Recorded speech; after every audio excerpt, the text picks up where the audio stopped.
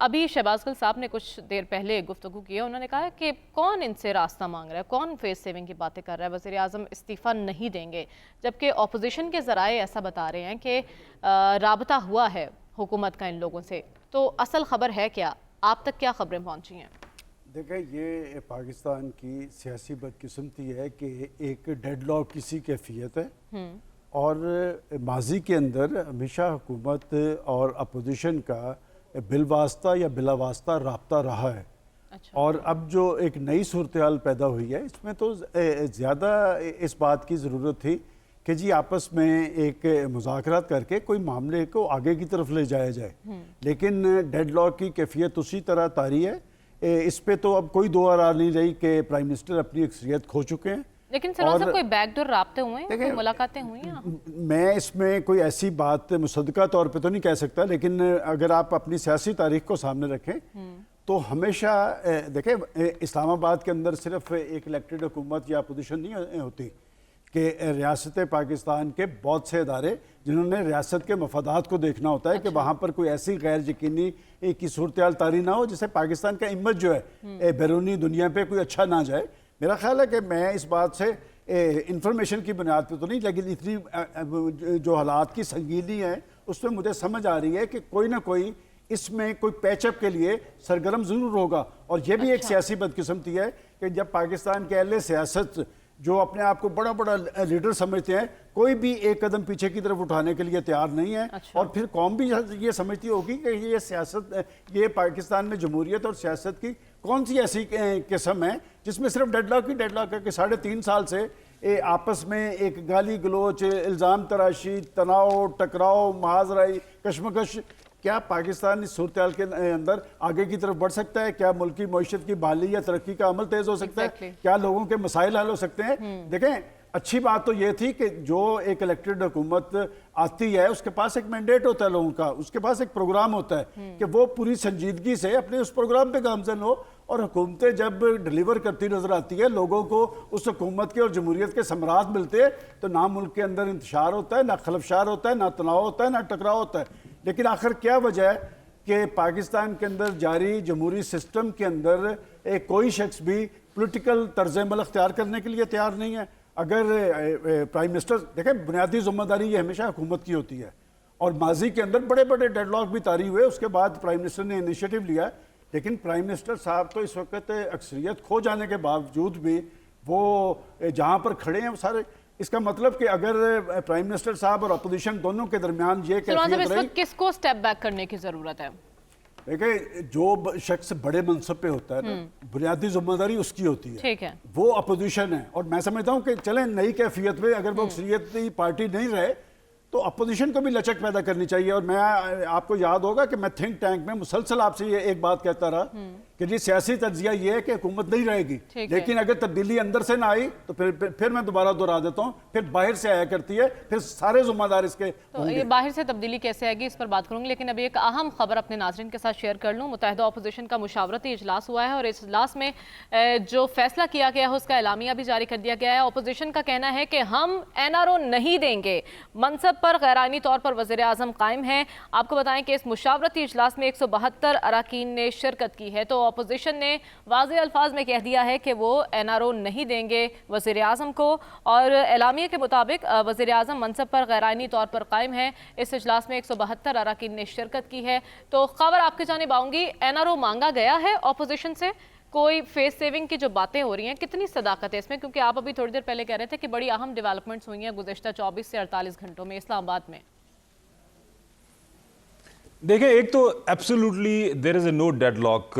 एक आईनी और कानूनी तरीक़ाकार है, 7 दिन के अंदर अंदर वोट ऑफ नो कॉन्फिडेंस के ऊपर वोटिंग होनी है और आज 172 लोगों को वो लेके गए हैं। 172 वोट ही उनको चाहिए और जिस दिन वोटिंग होगी उस दिन अगर ये 172 वोट जो अपोजिशन है वो साबित कर देती है ऑन ग्राउंड, और तो वो जाहिर है उस दिन वो वोट ऑफ नो कॉन्फिडेंस कामयाब हो जाएगी और prime minister Imran Khan leader the house नहीं रहेंगे। खबर कोई सरगर्मी चल रही है इस्लामाबाद में, आप क्या नोट कर रहे हैं? मामलात तय करवाने के लिए कोई सरगर्म है?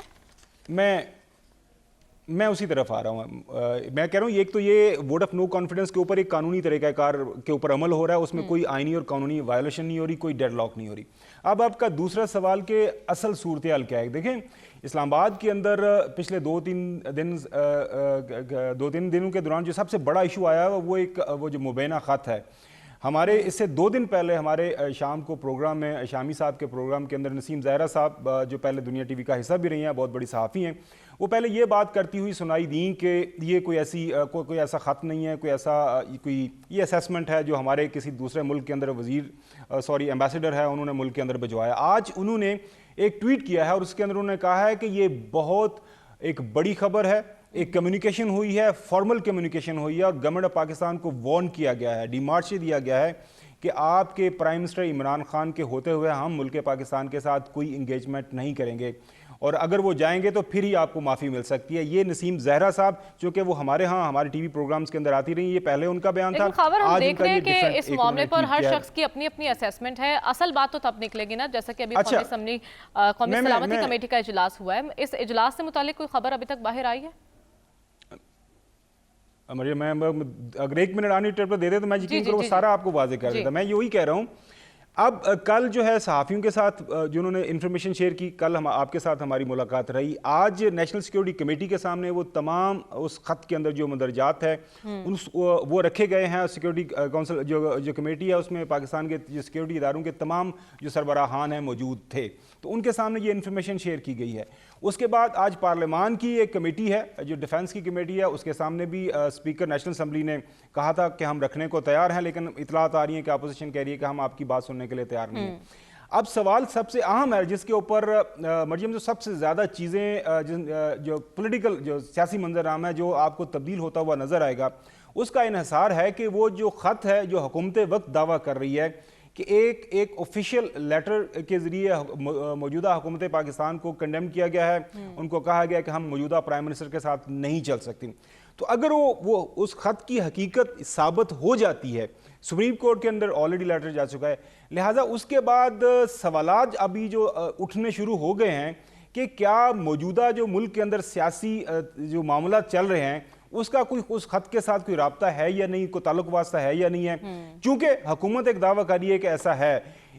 पिछले 24-48 घंटों के दौरान जो राब्ते हुए हैं बुनियादी तौर पर उसी खत को लेके जो है बातचीत चल रही है, क्योंकि अगर वो खत हकीकत है तो उसके बाद फिर अगर ये वोट ऑफ नो कॉन्फिडेंस आगे बढ़ता है तो फिर बहुत ज़्यादा सवालात उसके ऊपर उठेंगे।